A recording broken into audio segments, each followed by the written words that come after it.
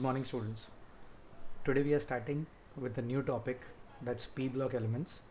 In this P block elements, we're going to talk about the groups, that is group 15, group 16, group 17 and group 18.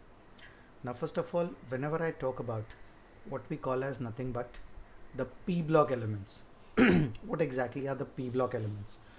The P block elements are the ones what we call as the ones belonging from group 13 to group 18. That collectively is what we call as the nothing but the P block elements. So here we have 6 groups, which concept we have done in structure of an atom. The P orbital, is this clear? What we have, each orbital over there can accommodate 2 electrons, and the P subshell is made up of 6 orbitals, and here that's why we have 6 groups.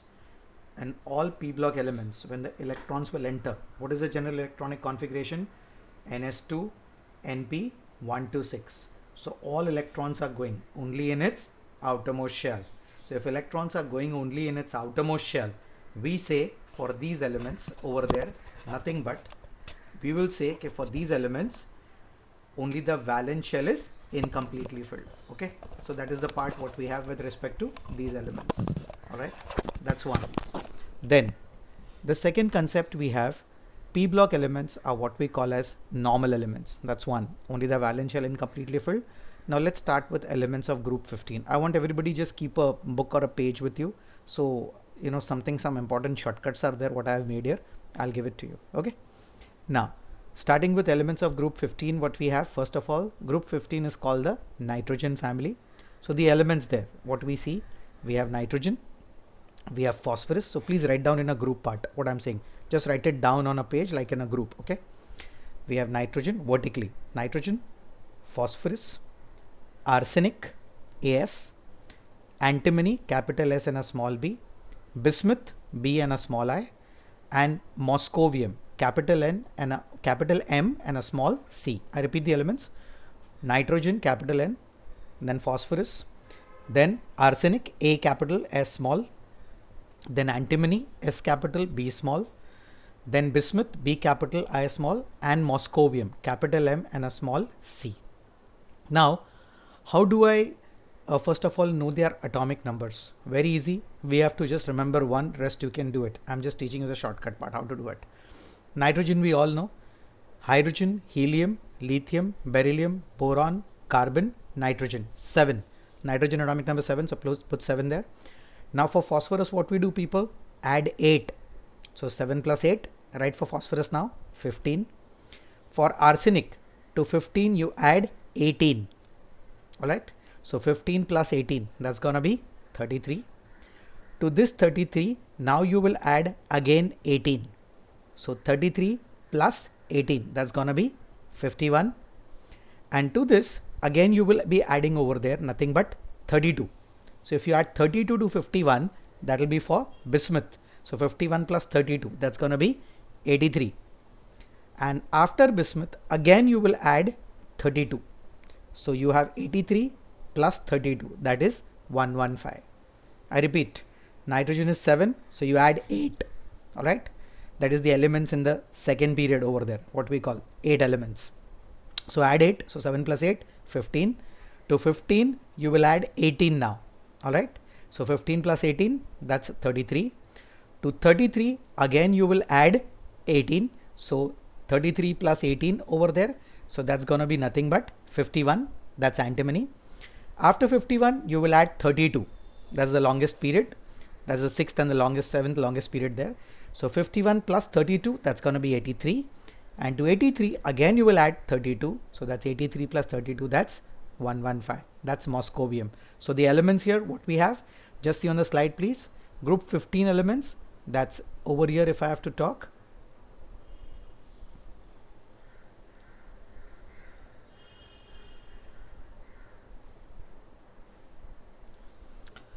if you see these elements, just see the slide please, what I'm talking.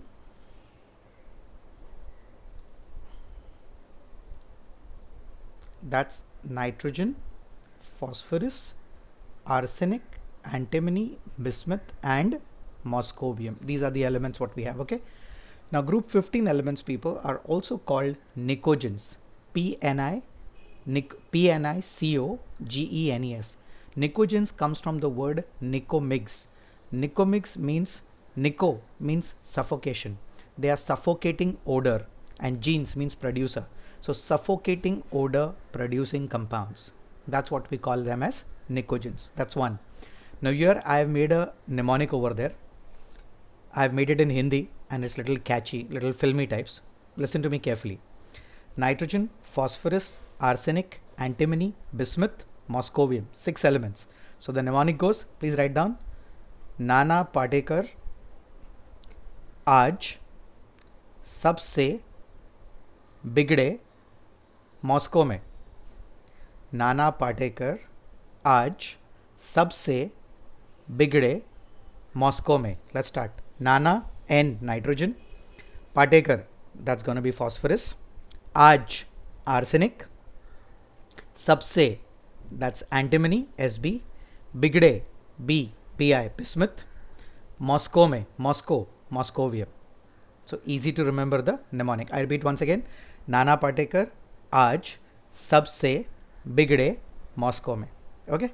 Now about these elements, people, let's talk. Today we're going to talk about the general properties with respect to the elements of group 15, and about nitrogen we will talk its preparation. So let's start here. What it says, as one goes down in group 15, we have over here the character from non-metallic to metalloid character to metallic character. So nitrogen over here. So here we have the shift that is from non-metallic to metallic through metalloid character. What is metalloid? Properties of both metals and non-metals. That's the metalloid character. Now nitrogen, phosphorus, they are proper non-metals. Then if I talk about arsenic and antimony, then those are metalloids showing properties of both. And bismuth and moscovium, those are the typical metals. So that's the classification. We all know same rule, as one goes down the group, metallic character increases. So nitrogen, phosphorus, non-metals. Arsenic and antimony, those are metalloids, and bismuth and moscovium, metals. Now talking about the occurrence part, nitrogen is around 78% by volume, people. Is clear? In the Earth's, that's in the atmosphere. In the Earth's crust, it occurs as its nitrates and nitrites. That's called chill saltpeter. That's the ore name. That's sodium nitrate. Then we have Indian saltpeter. That's what we call as potassium nitrate. It is also found in the proteins, where phosphorus occurs as the apatite family. Like for example, look at this formula, Ca9PO46.CaX2. I have a shortcut way for you to remember this also. If anybody knows, we have a formula of an ore called fluorine, called fluorapatite. Listen carefully, fluorapatite, F-L-U-O-R-A, fluorapatite. Now what is the formula here? 3 moles of calcium phosphate dot calcium fluoride. I repeat the formula. 3 moles of calcium phosphate. So 3 moles Ca3PO4 twice dot CaF2. That's the formula for fluorapatite. And only CaF2 also has an ore name. That's called nothing but as fluorspar, or there is one more name. It's also called fluorite. It's also one of the ores of fluorine. So fluorine ke ye do ores hai. One is fluorapatite, 3 moles of calcium phosphate dot CaF2, and the second one fluorspar or fluoride, that is calcium fluoride. So that's a shortcut way. What is given over here. Second is phosphorus is an essential constituent. It's present in the bones. Now important point, people, this will be doing in biomolecules what I'm talking now. Phosphoproteins, that's present in milk and eggs. What's phosphoprotein? Conjugated chromoproteins. Conjugated means proteins which on hydrolysis along with alpha amino acids also gives a non-proteinaceous part. This non-proteinaceous part is not a protein, but without it the function of the protein is lost. So over here we have phosphoprotein. Example is milk. Milk contains phosphoric acid, that's H3PO4. Is this clear? That's the add-on part which is present in protein, and without that the function of the protein would be lost. That's one. Okay, so that's one. Then arsenic, antimony, bismuth, they are found as sulfide ores. Moscovium is a radioactive element, and about radioactive elements we have spoken in lanthanides, actinides also. Actinides, they had very short half-life. If anybody remembers lawrencium, half-life was only of 3 days. Same way over here. Moscovium over here, it's a radioactive element. That's it. And the configuration as per the off bar there. So it's radon 5F14, 6010, 7S2, 7P3. Group 15 elements. Precise configuration NS2, NP3. Matlab you will have total 5 electrons, 2 in the NS, 3 in the NP. And general configuration of the full P block NS2, NP1 to 6.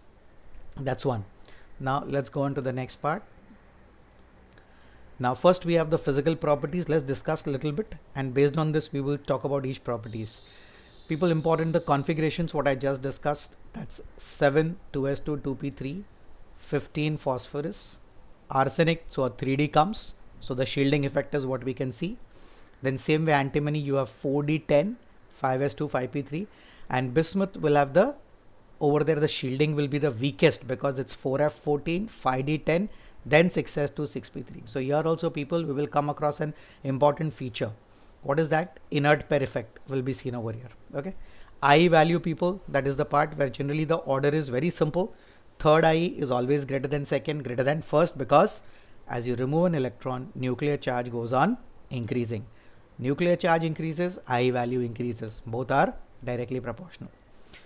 Now covalent and atomic radii, if you observe, look at that. Covalent radius, that's increasing. The ionic radii, yes, that increases till arsenic, and then it decreases for antimony and bismuth. Properties of moscovium are not given. All right, this is the latest NCERT what we are doing. So in this they have just given the configuration of moscovium and told us it's a radioactive element. So properties what we'll study will be till bismuth. Then melting points over here and the boiling points, if you observe, people, then this is the part over there. The melting point with respect to nitrogen over there in a single bond part, that's how it increases till arsenic and then it decreases. And same way the boiling point is also increasing. Boiling point is increasing, and for last bismuth the boiling point is slightly less as compared to antimony, and the density increases. Why and how? That's what we see in the next part now. Now here all the part. All electronic general configuration, people, NS2 NP3. So there are 5 electrons in its outermost shell, 2 of the NS, 3 of the P, and as per Aufbau and Hund's rule, you will have 3 unpaired electrons. So it's half filled. Okay, that's another concept. Yes, so that makes the p orbital half filled. Then atomic and ionic radii, what it says, it increases down the group. However, now there's a point, please everybody make this points up, because this chapter, being a rote learner, again we have a lot of orders and a lot of small concepts to understand. So when I'm explaining, keep a book or something next to you so you can jot down the points. Okay, when I taught you the mnemonic, how to remember the elements with their atomic numbers and their configuration. Okay, now this part, look at that, atomic radii. It says there is a considerable increase in the covalent character from nitrogen to phosphorus. So as one goes down, people, covalent character increases. Now covalent character, we all know that's in line with what we have as Fajan's rule. So higher the charge on the cation, more is the covalent character. So that's what it says. Nitrogen to phosphorus, it increases. However, what is observed? Arsenic to bismuth, there is only a small increase in the covalent radius is observed. And the reason is, it says, is due to the half filled d and the f orbitals in case of heavier elements. So mainly the half filled orbitals are there, that's why. I value, people, it gradually, what it says, I value decreases down the group. Is this clear? Because of the extra stability of the half filled orbitals. That's what we have. And the I value of group 14, the first I, listen to this carefully, put this is a reasoning question. First I of group 15 will be greater than the first I of group 14. Group 14 matlab carbon family, that will have NS2 NP2, nitrogen family will have NS2 NP3. So it's half filled, so the first I will be greater, and the order third I will always be greater than the second, greater than the first, due to increase in nuclear charge. So that's the order. Electronegativity will, we all know, as one goes down the group, the electronegativity value will decrease down the group. That's one. Then the next part. Now coming to the properties, people, some properties to discuss. Dinitrogen, that's nitrogen gas, that's diatomic, we all know, made up of 2 atoms, that's the elementary state, N2 gas. Elementary state, enthalpy is arbitrarily taken as 0, so N2 will be 0. Metallic character, as one goes down, will increase, so that's fine. So nitrogen, phosphorus, again those are non-metals. Arsenic, antimony are metalloids. whereas bismuth and moscovium are metals. That's due to the decrease in I and increase in atomic size. Yeah. The boiling point increases from top to bottom, but melting point increases up to arsenic. That's what we saw, and then it decreases till bismuth. So this is a point to remember. The melting point increases up to arsenic and then decreases up to bismuth. Except nitrogen, all show allotropy. People, what's allotropy? Having the same chemical properties but different physical forms, like we have discussed in group 14 in the 11th standard. Carbon, 3 allotropes of carbon: graphite, diamond and fullerenes. Alright, so that's allotropy. Now coming to chemical properties and their oxidation states. Once again, what's oxidation state? The net apparent charge assigned to an atom in its compound. That's called the oxidation state. So the common oxidation state, it says, that's -3, +3 and +5. So that's the variable oxidation states. What it says, the tendency to exhibit -3 decreases down the group due to increase in size and metallic character. In fact, the last member, very important, inert pair effect, what we had seen as one goes down. So the last member, bismuth, hardly forms any compound in -3 state. The stability of +5 state decreases down the group, and we have only one important, people, please jot this point also, very important from MCQ. The only characterized compound of bismuth in +5 is only one compound. That's bismuth BiF5. That's bismuth pentafluoride. That's all. Alright, so only one stable, and it says the stability of +5 decreases and that of +3 increases due to inert pair effect. Once again, for people to understand what's inert pair effect, general configuration of group 15, NS2NP3. Now with respect to NS2NP3, what is the logic? As one goes down, like for example, we spoke about bismuth, it has got over there the D and the F orbitals are also there of its previous shells, which will show shielding effect order is what, people? S greater than P greater than D greater than F. So F ka shielding is the poorest. It's clear, that is a 4F14 was there, which will show the poorest shielding. So because of that, the valence shell, which is in this case the valence shell, is NS2. The NS2 electrons will be pulled more towards the nucleus. So if the outermost NS2 electrons are pulled more, they behave chemically inert. So the electrons which are easily lost are its only NP3 electrons. So that's what we call as inert pair effect. The inertness shown by the NS2 electrons due to the poor shielding of the previous shells D and F orbitals. Clear? That's called inert pair effect. So this is basically true for all. In group 13 we had the same story for thallium. Thallium ka stability is more in what we had as +1 rather than +3. In group 14, that was group 13. Group 14, that was a carbon family, where we said the last element was lead. So lead has more stability in +2 rather than +4. And same way here we have bismuth, whose stability is more in +3 rather than +5. So that's the concept of inert pair effect. Then besides +5, it says there is also exhibits of what we can call as +1, +2 and +4 oxidation states with respect to nitrogen when it combines with oxygen. I want you to just pen it down. Just pen down the compounds so at least you get an idea. +1 oxidation state with respect to nitrogen, N2O, nitrous oxide, what we call laughing gas that produces hysteria. Okay, that's one. Second, in +2, NO, nitric oxide. All right, if anybody remembers NO, it has an unpaired electron. Drawbacks of octet rule: according to octet it shouldn't exist only because it has an unpaired electron, but it is stable.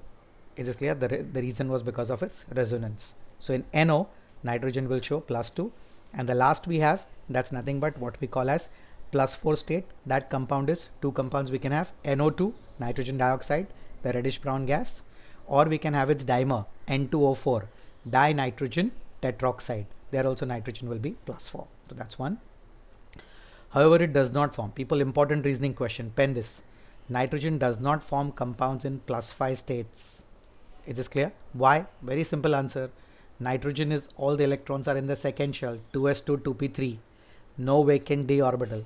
Second shell will have how many orbitals? Only 4 orbitals. 2s का एक orbital, 2p के 3, 2px, 2py, 2pz. So maximum covalence of nitrogen is 4. What's covalence? The maximum bonds it can form. So it can't form 5 bonds. So no vacant d orbital. Very important reason. Pen it. Nitrogen, yes, does not have d orbitals to accommodate the electrons.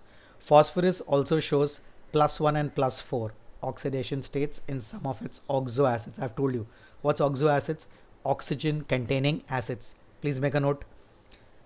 Phosphorus in +1, that compound is H3PO2. That's called hypophosphorus acid. H3PO2. Here phosphorus is +1. And second in +4, that compound is called H4P2O6. H4P2O6. The name of the compound? Hypophosphoric acid. Hypophosphoric acid. Here phosphorus ka state is +4. We'll be talking about this little ahead because we have all the oxides of nitrogen, oxy acids of phosphorus, as well as sulfur and chlorine. Now nitrogen, here it says, yes, in all oxidation states from +1 to +4 tends to disproportionate. People, I hope everybody remember these words now. What is disproportionation? Simultaneous oxidation and reduction of the same molecule. So +1 to +4. So basically, suppose I have a state over there, like say for example +3. +3 can increase to +4, +3 can revert to +1 also. We will have both happening in the same reaction. That's disproportionation. Well, look at this part. HNO2. HNO2 may now just look on the slide please. HNO2 nitrogen is how much, people, over here? If you see, it's +4. HNO3 it becomes +5, and in NO it becomes +2. So +4 is decreasing to +2, +4 is increasing to +5 also. So it's forming both. That's one. Then however, it says the +3 oxidation state in case of arsenic, antimony and bismuth becomes increasingly stable. Same reason again, inert pair effect. Nitrogen maximum, please pen this point now. Nitrogen has a maximum covalence of 4. Why? Only 4 orbitals. 1 of the 2s and 3 of the 2p. 2px, 2py, 2pz. Higher orbitals, yes, they have vacant d orbitals. They're heavier elements. So that's the reason why their covalence is more. Like say example, PF6 minus. Here people platinum, not platinum, phosphorus. PF6 minus mein. Now this is basically what we can call as, how will you give the IUPAC name? Fluoride is a negatively charged ligand. Phosphorus will give its vacant orbital as a charge of -1. So how will I name this compound, people? Phosphorus ka state is how much, people, here? +5. Okay, because fluorine is -1. So this will be hexafluorido. Is this clear? Hexafluorido phosphate is clear. That's with a charge of -1 over there. Okay, that's one. So Roman number, the charge is -1. The Roman number is the oxidation state, which will be of 5. Okay, that's one. Moving to the next part. Now, very important, people. From your theory paper, this will be a definite question asked. The anomalous behavior of nitrogen, which generally goes for a 3-mark question. A very important, you have to write it in points. I'll quickly discuss. Okay, you can just put the points there. Nitrogen differs in what way from the other members? 1, it has high electronegativity. Yes, high En of 3 units on the Pauling scale. It has got a high IE value. Yes, that's correct. Why? Because of the half-filled orbital. And maximum covalence is only 4 because of no availability of vacant d orbital. Nitrogen has a unique ability to form p-pi multiple bonds. P orbital of one forming a p orbital of another, overlapping laterally, forming a pi bond. N2 molecule, there is 1 sigma and 2 pi. So the 2 pi are p-pi. Whereas this says the heavier elements do not form p-pi. Then nitrogen is diatomic, made up of 2 atoms with a triple bond between them. So the bond enthalpy, in fact, if you recall molecular orbital theory, chemical bonding, nitrogen molecule has the highest bond enthalpy because it has a bond order of 3 between diatomic molecules. So that's 941.4 kilojoules. Phosphorus and all is clear. They all form single bonds, pp and all. Bismuth forms metallic bonds because it's a metal. Nitrogen, now it says the single NN bond is weaker than the single pp bond. Why the single NN bond is weaker in spite of having a high bond enthalpy? Because 2 nitrogen atoms in the second shell. Also on nitrogen there is 1 lone pair. So it'll be lone pair repulsion. So because of the repulsion, nitrogen bond enthalpy or single NN single bond would be weaker than phosphorus bonds. Then as a result, the catenation tendency is weaker in nitrogen. Catenation kya tha, people? group 14 elements. Maximum catenation is with respect to carbon because of the small size, property of direct self-linkage property. That's called catenation, where atoms will connect to each other in a form of a long chain or in a form of a branched manner. That's called catenation. So because of the pi bonds it forms, it says, and plus the NN bonds is weaker, its tendency for catenation is weaker. Then higher elements, people, apart from it can't form p pi, but they, what it says, besides restricting its covalence to 4, nitrogen cannot form d pi p pi. If you remember SO2 molecule and all, if you remember in chemical bonding, I had showed you the bonds and explained that it sulfur forms p pi as well as p pi d pi. So p pi d pi is not formed by nitrogen. Nitrogen forms p pi, not p pi d pi, because there is no vacant d orbital. Then phosphorus arsenic can form, yes, phosphorus and all, they can form d pi with transition elements, where these are the ligands. See the name of the ligands: triethyl phosphine or triphenyl arsenic. These are all where they have lone pairs, so they can donate their lone pairs in the vacant orbitals. All right, that's one. So these are all the anomalous properties, where basically 3 marks, so 6 points to be written. So you can just break down into each points over there, and 6 points to be written with the anomalous behavior of nitrogen. Now the reactivity, people, with respect to hydrogen, they all combine with, all elements of group 15 combine with nitrogen to form their compounds called hydrides. That is EH3, what we call.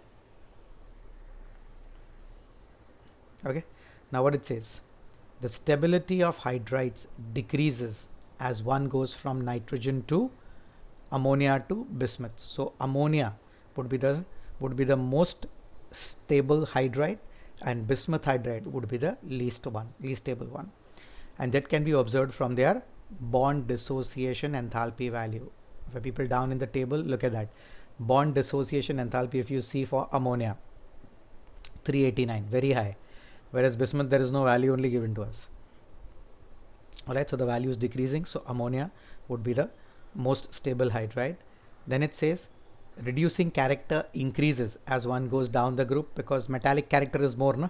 Metals are the ones which are good reducing agents, so that's why down the group reducing character increases. So bismuth hydride would be a good reducing agent. We all know reducing agent, it will readily undergo oxidation, that is loss of electron. So it says bismuth hydride is the, please highlight this point, strongest reducing agent among all hydrides. So important from MCQ, jot it. And basicity decrease in order, basic character, tendency to combine with water to give OH ions. Maximum will be ammonia. Pen this order: ammonia greater than pH 3 is called phosphine, arsenic hydride, antimony hydride, and then bismuth hydride. All right, and most important, due to the high En and small size, ammonia exhibits intermolecular hydrogen bonding in solid as well as in liquid state. That's why, people, we will see, look at this carefully, the melting points and the boiling points are higher. So reasoning question, the melting and the boiling points of ammonia is greater than phosphine. The reason is, in ammonia there is strong intermolecular hydrogen bonding. What was hydrogen bond? Weak electrostatic force of attraction between partially positive charged hydrogen and partially negative charged nitrogen in case of ammonia. Otherwise, generally hydrogen bonding is between partially positive charged hydrogen and partially negative charged any atom. Can be nitrogen, can be oxygen, can be halogen. All right. So because of the hydrogen bonding part, strong intermolecular hydrogen bonding, we will say its melting and boiling point is greater. That's why it's a liquid over there. That's why it says a solid as well as a liquid state. Then next, people, we have its reactivity towards oxygen. It forms a variety of oxides I discussed, that's in +1, +2 and +4 oxidation states. So we have the compounds E2O3 and E2O5, like phosphorus forms P2O3 and P2O5, phosphorus trioxide and phosphorus pentoxides. Then now important, oxides in the higher oxidation state, just catch this line, just see the slide please. Oxide in the higher oxidation state of the element is more acidic than that in the lower oxidation state. So the acidic character decreases down the group, which means very simple over there, people. As you go down, What is the observation there? The acidic character will decrease. Alright. Then next it says the oxides of the type E2O3, like say nitrogen and phosphorus, will be purely acidic. Arsenic and antimony, those oxides are amphoteric, meaning they will not react. What is the definition of a basic oxide? Oxide that combines with water to form a base or combines with an acid to give salt and water. Basic oxide reacts with water to give a base or reacts with an acid to give salt and water. An amphoteric oxide does not react with water but reacts with both acids and bases to give salt and water. So that's the part. So arsenic and antimony will be amphoteric and bismuth will be predominantly basic oxide. That's their tendency with respect to oxygen, where we say down the group the basic character will decrease and the acidic character will increase. Then reactivity with halogen, people, it forms a series of two compounds. That is, just see on the slide over here what we have. That is the compounds EX3 and EX5. Basically PCl3, PCl5, like that. Whereas nitrogen will form only with 3. Nitrogen can't form 5 because no vacant orbitals. So that's again, nitrogen does not form pentahalide. So pen down, this is an important question. Nitrogen does not form pentahalide due to non-availability of d orbitals. And the pentahalides are more covalent than the trihalides. Same rule, Fajan, higher the oxidation state, smaller the size. Smaller the size, greater the magnitude of charge by radius ratio, and greater the magnitude of charge by radius ratio, more is the covalent character present. That's the part. And it says in nitrogen, yes, next point to understand, all trihalides except those of nitrogen are stable. In case of nitrogen, only NF3 is non-stable. There we had with respect to bismuth a compound, alright, BiF5, and here only NF3 is the stable one. And it says except BiF3, all are predominantly covalent. So another important point, BiF3 is the one, is this clear? Except BiF3, all are. So BiF3 is the one which is ionic, rest all are predominantly covalent. That's an exception because of fluorine. Then reactivity with metal, people, it forms all their different varieties of salts, where look at that, Ca3N2, that's called calcium nitride, N raised to 3 minus. Then with calcium, it forms calcium phosphide, that it forms.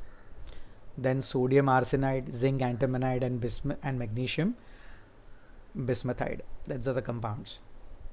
Now question, people, nitrogen exhibits, although nitrogen exhibits +5, but it doesn't form pentahalide. Nitrogen shows +5, but not in the form of its pentahalide. Why? No vacant d orbital. Maximum covalence is 4. Okay, so it has no vacant d orbital, and it cannot expand its covalence beyond 4. Second, phosphine has lower boiling point than ammonia. People, what answer you will give for phosphine has lower boiling point? Simple answer.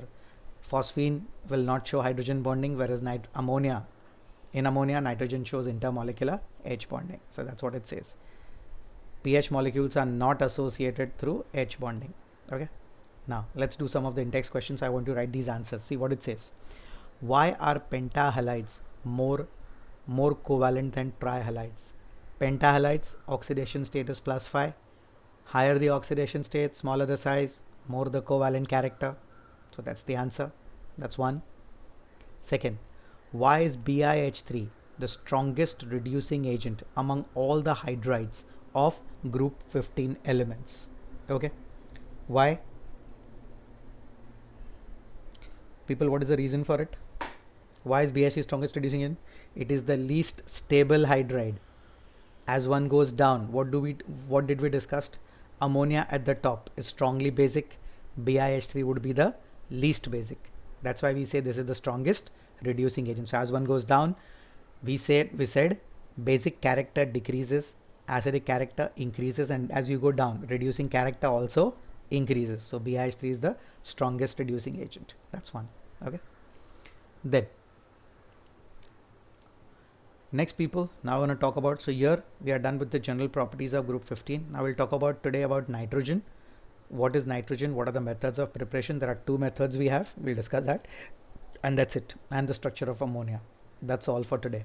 Now see this now. How is it prepared? Dinitrogen is prepared by the liquefaction of and fractional distillation of air. Now liquefaction is basically liquefying air. Fractional distillation, किसी को याद है? Basic principles. What was fractional distillation? Separating a mixture of two or more liquids. Is this clear? Having a difference in their boiling points. Alright, then that term was called fractional distillation. If anybody remembers, where we said separating a mixture of ethanol and water. Is this clear? Where water has a higher boiling point and ethanol has a lower boiling point. So separating a mixture of two or more liquids on the difference of their boiling points. That's fractional distillation. Where it says liquid nitrogen, please see the slide. Liquid dinitrogen distills out, and the laboratory, how it is prepared, it's prepared by the action of, please write down these reactions so it's easy to remember. Ammonium chloride reacts with sodium nitrite. Mind you, it's not NaNO3. NaNO3 is sodium nitrate. This is NaNO2 nitrite, sodium nitrite. We'll be speaking about this when we come to organic NaNO2 in diazotization reaction. So ammonium chloride reacts with sodium nitrite. It liberates nitrogen gas. It gives water and NaCl. And it says small amount of NO, nitric oxide and HNO3 are also formed. Those are impurities. They can be removed by passing through sulfuric acid containing potassium dichromate. So that's one. There is one more method. Nitrogen is also obtained by thermal decomposition of ammonium dichromate. Look at this reaction. NH4 twice Cr2O7. People, chromates and dichromates. Dichromates we spoke, remember, no? In D block elements. Okay. sp3 hybridized. So ammonium dichromate on heating gives nitrogen plus water plus chromium trioxide. And lastly, very pure nitrogen can also be prepared by thermal decomposition of barium azide. BaN3 twice gives barium plus 3 nitrogen. Let's give a live example with respect to this word barium azide to you. Everybody knows about it, but I don't know how many of you are actually aware. Barium azide is a component which is present in the in car people. We have those ABS bags. Is this clear? The ABS bags are the ones, whenever there is a collision, then there are bags which protects us from the collision. Okay. Now that bags which are there, is this clear? Those bags are basically again a polymer that we'll be doing in polymeric part. All right. The ABS plastics, what we call. Okay. Now, what exactly happens over there? That ABS is basically acrylonitrile and BuNaS.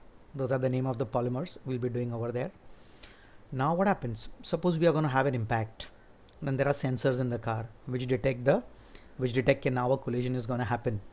So those sensors gives a message. Now in those bags, the ABS bags, what's called, there is barium azide.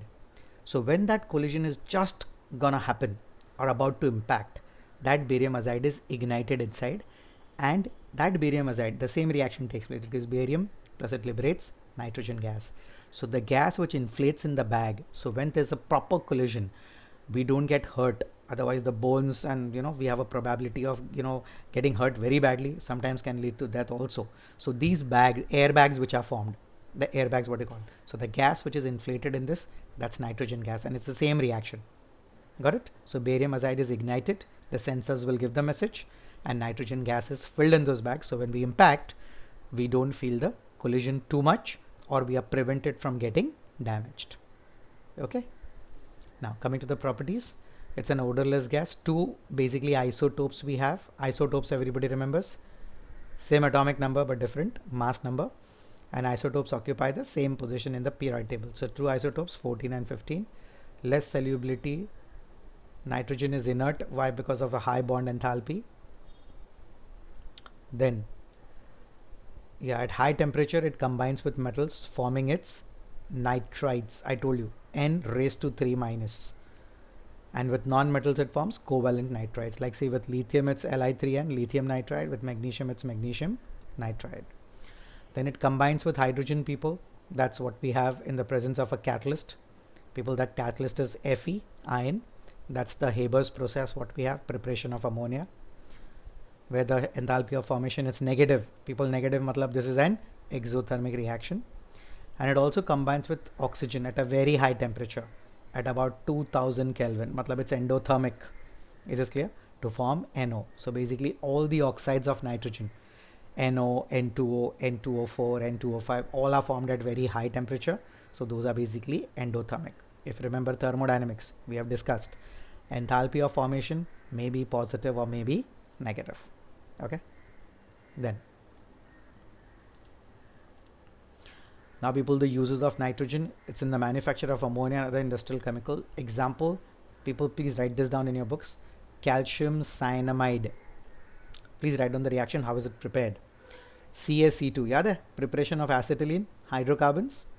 Calcium carbide on hydrolysis gives acetylene gas. Same, calcium carbide, CaC2 plus N2 gives CaCN2. Listen to the formula carefully. CaCN2 plus carbon. Check the reaction is balanced. I repeat again. CaC2 plus nitrogen N2 gives CaCN2 plus carbon. CaCN2. Alright. The bond actually is CaNCN. CaNCN. That's the part. That's calcium cyanamide. Now in this calcium cyanamide, important, where is this compound used? Calcium cyanamide is used as a fertilizer. So nitrogen compounds are mainly, the use of is the fertilizer. So calcium cyanamide is that. The mixture of, one more important point, please pen it down. Okay. CaCN2 plus carbon together. That compound is called nitrolium. Nitrolium. We'll be doing in MCQs. CaCN2 calcium cyanamide plus carbon is called nitrolium. Nitrolium. That is also used as fertilizers. Okay, so just important with respect to, a fact question. If anytime if it comes, what is it, then you should know. Okay, so nitrolium. Then it says next it's inert atmosphere. Yeah, then liquid nitrogen, people, over here we have, that's used as a refrigerant. That's for preserving biological materials, food items, and in cryosurgery. Cryosurgery, people, will be doing in a chapter called colligative properties. So when we come across the word cryo means to depress or to lower down the freezing point. So surgeries which are done at very, very low temperatures. So to keep the temperature very low, we use liquid nitrogen. All right. People will have heard, nowadays ice creams also you get. Sometimes they are stored in liquid nitrogen also. All right. Those are the new types of ice creams what's available. So that's the part. Then thermal decomposition, people, of sodium azide, what I just told you, that's inflating the balloons in the inflating the ABS bags in the cars over there. So that's basically preventing us from collision. That's this only. Sodium azide gives sodium plus it liberates nitrogen. Then is index question, people. Why is nitrogen less reactive at room temperature? People, very simple. There is a triple bond between the two nitrogen atoms, that is 1 sigma and 2 pi bonds. Now because of the triple bond and the bond order of 3, the bond length is shortest. So that's why the bond enthalpy is very high. So due to high bond enthalpy, it is less reactive at low temperatures. That's one. Now people will talk about the preparation of ammonia, and along with this we have the structure of what we can call as ammonia. Now ammonia preparation first. How it is formed, people? That's by urea. Everybody knows urea. That is NH2CONH2. The first organic compound, is this clear, which was prepared in the lab over there. Is this clear? If anybody remembers, याद है किसी को reaction? क्या था? The chemist Frederick Wöhler was eating a compound called ammonium cyanate, and accidentally it got converted into urea. That's how the first organic compound was prepared. So that is this NH2CONH2, molar mass of 60. So urea, when you react with water, it gets broken down to give ammonium carbonate, which further breaks down to give ammonia, water, and CO2. So urea with water breaks down to give ammonium carbonate, which further gives ammonia gas. Small scale, it's prepared from ammonium salts. That's by treating with caustic soda or lime. Caustic soda is NaOH, lime is calcium hydroxide. So ammonium chloride with calcium hydroxide also gives ammonia and calcium chloride, or ammonium sulfate with caustic soda, that's NaOH, also gives ammonia. So 3 methods to prepare. We also have the best method, that's the Haber's process, what we have, what I discussed. Now important, little bit of ionic. According to Le Chatelier's principle, high pressure would favor the formation of ammonia. So it's basically, let's understand, what was Le Chatelier's principle? When any new stress, what was the meaning of the word stress? Increase or decrease in pressure, volume, temperature, number of moles. That's the stress. So we say over here, let's put up simple. What is Le Chatelier's principle? When any new stress is applied at equilibrium, the applied stress is nullified And to nullify the stress, the equilibrium will shift towards the right or towards the left. So please pen this down. The optimum condition for the formation of ammonia is 1. High pressure and low temperature. Why? Because the delta H naught is negative. Enthalpy of formation is negative, so exothermic. So high pressure, low temperature. Quick recap. Why high pressure? Ideal gas equation, PV is equal to nRT. So pressure increases, number of moles also increases. Look at the reaction. Nitrogen plus 3 hydrogen gives ammonia. There are 4 gaseous reactant and 2 gaseous products. So very simple. If the pressure increases, number of moles increases, so equilibrium will shift where the number of moles are less at equilibrium. That's towards ammonia. So basically by increasing pressure, number of moles increases, the rate of forward reaction increases. So please pen down. For Haber's process, the optimum condition you will have is high pressure and low temperature. That's one. And here the catalyst we use, that's basically given over here. The catalyst used is, that's iron oxide we have, and we have small amount of K2O, potassium oxide and alumina. That's basically the promoters which will increase the efficiency of the catalyst. That's one. Then people, there's a flow diagram just to understand. That's how it is. Just see the slide please. We have the hydrogen gas, we have the nitrogen gas. They are compressed over there, all right, with respect to a pressure, and then they get into then the catalyst is added, that's iron oxide at a high temperature, along with the promoters, where we get ammonia, and the liquid ammonia is being collected over here. Clear? Diagram is just good to see, so don't bother much. Okay, it's mainly the reactions and the condition according to the Le-Chatz principle. Now, people, the last point probably we have over here, that's ammonia. That's a colorless pungent gas what we have, pungent odor gas over there. Then it exists in both solid and liquid states, again associated like nitrogen through hydrogen bonds, that's intermolecular hydrogen bonds. All right. Then people, the shape of ammonia, chemical bonding, that's what you rightly see. Ammonia is distorted tetrahedral, that's a pyramidal geometry. All right. Nitrogen is at the apex and the 3 hydrogen atoms are at the base, is clear, making the pyramid. Angle of 107.8 degrees or 107 degrees 18 minutes, more precise, or 107.8 degrees, that's the one. And the NH bond length of 101.7 picometers, sp3 hybridized. Well, look at that. Just see the slide please. Ammonia is trigonal pyramidal with nitrogen at the apex, and it has 3 bond pairs and 1 lone pair. So you have 2 repulsions, lone pair, and bond pair, 2 repulsions. Okay, so because there's only 1 lone pair present in nitrogen, that's 1s2, 2s2, 2p3. So 2s2 ka lone pair. Okay, so as per VSEPR, the bond angle is slightly less than the expected tetrahedral. All right, remember, no? Due to the presence of 1 lone pair, roughly the bond angle decreases by 2.5 degrees. So that's the part. So from 109 degrees 28 minutes or 109.5 degrees to 107.8 degrees. That's the one. And ammonia, when dissolved in water, it's aqueous solution that forms liquor ammonia. That basically is basic due to the formation of OH ions, because ammonia with water will form liquor ammonia, that's ammonium hydroxide, which will give OH ions. So that's basic. Now here it says it forms ammonium salts with acids, is clear, and it precipitates the hydroxide. This is in line with our ionic. FeCl3, if you react with ammonium hydroxide, it forms Fe2O3.H2O. Now what is this Fe2O3.XH2O? Rust. Rusting, the process of rust. Rust formula is this, Fe2O3.X water. That's a brown precipitate which falls off from the surface of iron when it is rusted. Same zinc sulfate in the aqueous medium will form zinc hydroxide. That's the white PPT. What I'm trying to talk, zinc over there is clear, we all know. Fe as well as zinc, both precipitate in the alkaline medium, group 3A and 3B test. 3A was OS plus NH4Cl solid plus NH4OH buffer. That's basic. Zinc precipitates in 3B, OS, NH4Cl solid, NH4OH plus H2S. And most important, nitrogen has a lone pair, so it also behaves as a ligand. So these are the complex formations. Look at that. Where the first reaction important, I had explained in what I can call as the D block part. Cupric ions combine with ammonia to form CuNH342+. That's a deep blue color. Mark this reaction important. Few things fast. Ammonia That's a neutral ligand, has one lone pair. Coordination number 4 because it forms 4 bonds.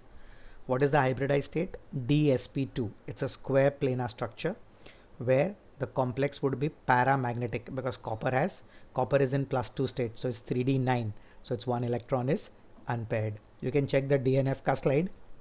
In that I have explained this entire geometry. So it's DsP2 square planar. Same way people, it also combines with AgCl to form a complex. That's AgNH3 twice Cl. That's a colorless complex there. Again, NH3 is twice, so coordination number is 2. Alright, that's one. Last part people for the day. Alright, just 2 minutes more.